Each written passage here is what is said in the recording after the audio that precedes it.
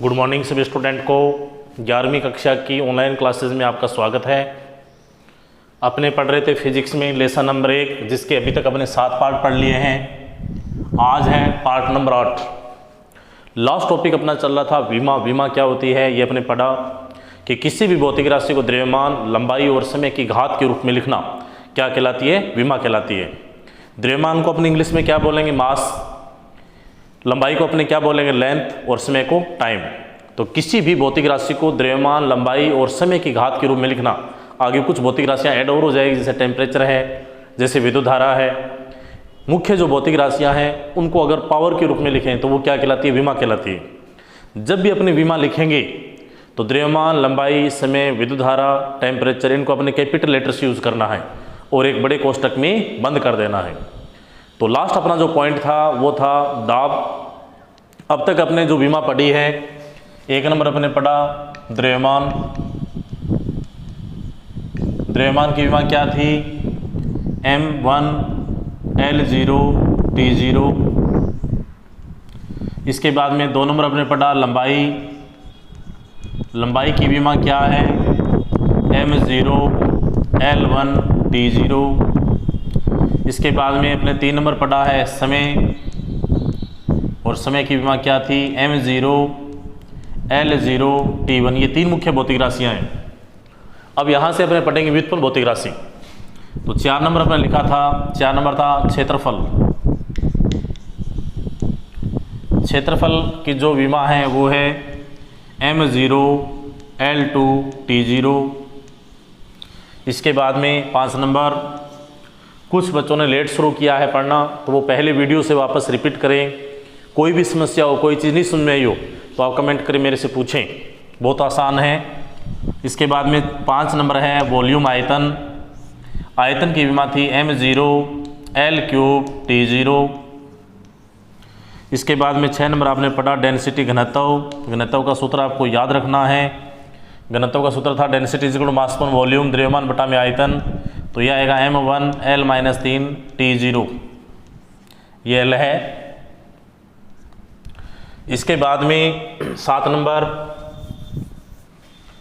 Number जो अपना point था वो था चाल।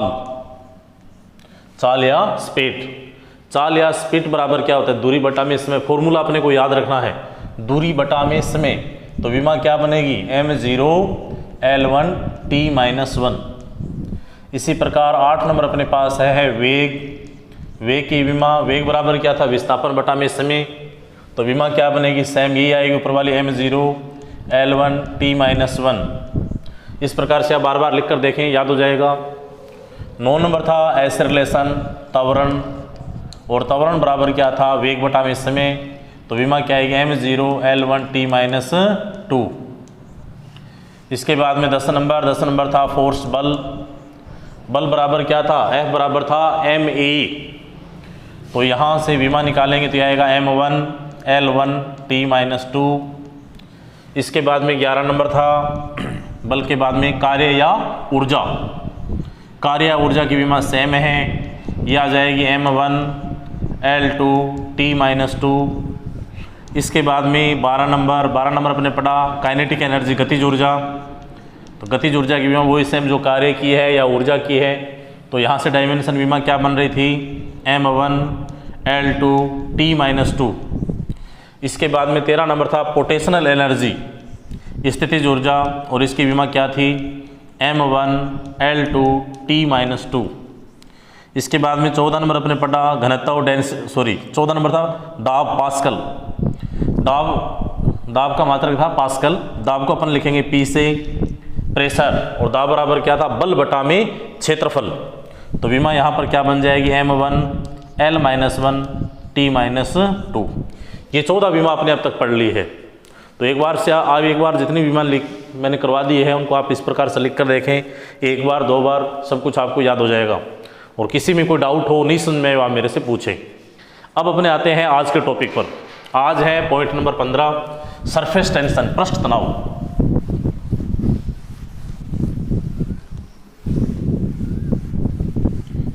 पृष्ठ तनाव किसे कहते हैं?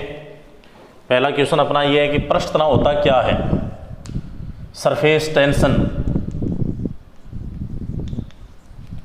ST से यूज करेंगे, इसको लिखेंगे अपन, व्यक्त करेंगे, रिप्रेजेंट करेंगे। सरफेस टेंशन क्या है? जब किसी वस्तु की लंबाई पर बल लगता है तो वो क्या कहलाता है? Surface tension. जैसे मान लो अपने सुबह नहाते हैं तो पानी डालेंगे, जैसे सिर पे पानी डालेंगे, जैसे पानी डाला जाएगा तो वहाँ पर जो पानी है वो बल लगा रहा है, किस पे लगा रहा है? बाल की लंबाई पे लगा रहा है। तो यहाँ पर बाल की जो लेंथ है, लंबाई है, उस पर फोर्स लग रहा है, वो क्या कहलाएगा? Surface tension. इसी प्रकार मान लो अपने पानी को नीचे फर्श पे डालें तो पानी एक बड़ी बूंद के रूप में है, जैसे ही फर्श पे जाएगा छोटे छोटे टुकड़ों में डिवाइड हो जाएगा। ओस की बूंद देखी होगी आपने, ओस की बूंद कैसी होती है? गोल आकार की होती है। तो वो सब क्या है? सरफेस टेंशन है। तो किसी वस्तु की लंबाई पर लगने वाले बल और वस्तु की लंबाई का जो अनुपात होगा वो क्या कहलाएगा? सरफेस टेंशन, पृष्ठ तनाव कहलाएगा। तो सूत्र क्या बनेगा? Surface tension is equal to बनेगा फोर्स अपॉन लेंथ, बल बटा में लंबाई। अब अपन इसका सीजीएस पद्धति में मात्रक लिखेंगे, सीजीएस पद्धति में मात्रक। तो सीजीएस पद्धति में मात्रक क्या बनेगा? सरफेस टेंशन फॉर्मूला लिखेंगे F बटा में L, यानी बल बटा में लंबाई, और बल का मात्रक क्या है? डाइन, और लंबाई का क्या है? सेंटीमीटर, डाइन बटा में सेमी। इसी प्रकार अपने इसका मात्रक लिखेंगे कौन सी पद्धति में? MKS पद्धति में। तो ये आ जाएगा ST is equal to force upon length, बल का मात्रक क्या था? न्यूटन, और लंबाई का क्या है? मीटर। तो मात्रक क्या बन जाएगा? न्यूटन प्रति मीटर। अब अपने यहाँ से इसकी विमा लिखेंगे, डायमेंशन, विमा लिखनी है, और विमा अपने किसके लिखनी है? ST की लिखनी है। बल बटा में लंबाई, बल की विमा क्या है? बहुत ही आसान, M1 L1 T-2 बटा में लंबाई है, लंबाई की विमा क्या है? M0 L1 T0। बटा वाली राशि को ऊपर ले जाएंगे, जैसे ही ऊपर ले जाएंगे घात का चिन्ह बदल जाएगा। यहाँ पर L1 है प्लस में, ऊपर जाके माइनस में हो जाएगा। तो सरफेस टेंशन की विमा क्या बन जाएगी? M1 L0 T-2। इस प्रकार से ये विमा आ जाएगी, बहुत ही आसान सी है, इसको आप नोट कर लें।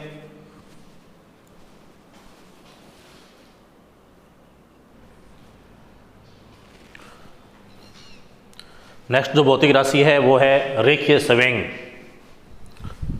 16 नंबर है रेखीय संवेग।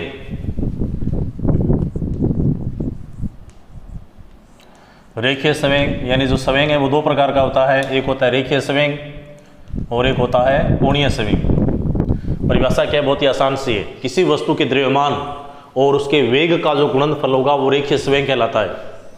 किसी वस्तु के द्रव्यमान और वेग का गुणनफल, रेखीय वेग का गुणनफल क्या कहलाएगा? रेखीय संवेग। जैसे मान लो एक कार जा रही है, कार का वेग क्या है और उसका मास कितना है, उन दोनों का जो गुणनफल होगा वो क्या कहलाएगा? रेखीय संवेग कहलाएगा। तो सूत्र क्या बनेगा? P बराबर mv, ये फॉर्मूला है। अब अपने इसका CGS में और MKS में मात्रक निकालेंगे। CGS पद्धति मात्रक बनेगा संवेग इज इक्वल टू, यहाँ पर मास है तो मास यानी द्रव्यमान, द्रव्यमान का मात्रक क्या बनेगा? ग्राम। वेग का मात्रक क्या आएगा? सेमी बटा में सेकेंड, ये मात्रक आ गया, ग्राम इंटू सेमी बटा में सेकेंड। अब अपन लिखेंगे MKS पद्धति में। तो MKS पद्धति मात्रक क्या बनेगा? ग्राम के स्थान पे क्या जाएगा? किलोग्राम, और सेमी के स्थान पे क्या जाएगा? मीटर बटा में सेकेंड। सेकेंड क्या रहेगा? कॉमन रहेगा। ये मात्रक निकाल लिए अपने। अब अपने को यहाँ से डायमेंशन विमा लिखनी है।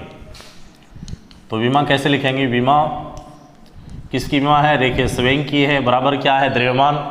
तो द्रव्यमान की विमा क्या होती है? M1 L0 T0 इंटू वेग है, वेग की विमा क्या होती है? M0 L1 T-1।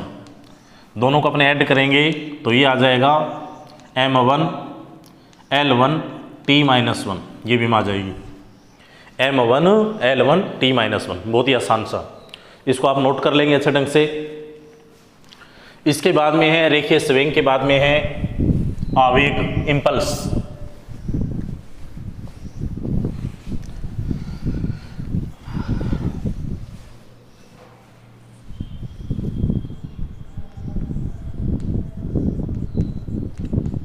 नंबर है आवेग, इम्पल्स।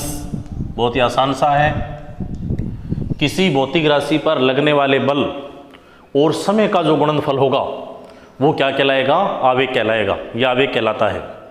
किसी भौतिक राशि पर या किसी वस्तु पर लगने वाले बल और समय का जो गुणनफल है वो क्या कहलाएगा? आवेग कहलाएगा। आवेग को अपने रिप्रेजेंट करेंगे I से, तो I इज इक्वल टू क्या जाएगा? F इंटू टी, बल इंटू समय। अब अपने को सीजीएस में और एमकेएस में क्या करना है, मात्रक निकालने हैं। तो सीजीएस प्रति मात्रक क्या बनेगा, बल का मात्रक क्या है, डाइन, इंटू आ जाएगा सेकेंड। एमकेएस में निकालेंगे तो एमकेएस में आएगा न्यूटन इंटू सेकेंड। अब अपन इसकी विमा निकालेंगे, बहुत ही आसान सी विमा है इसकी।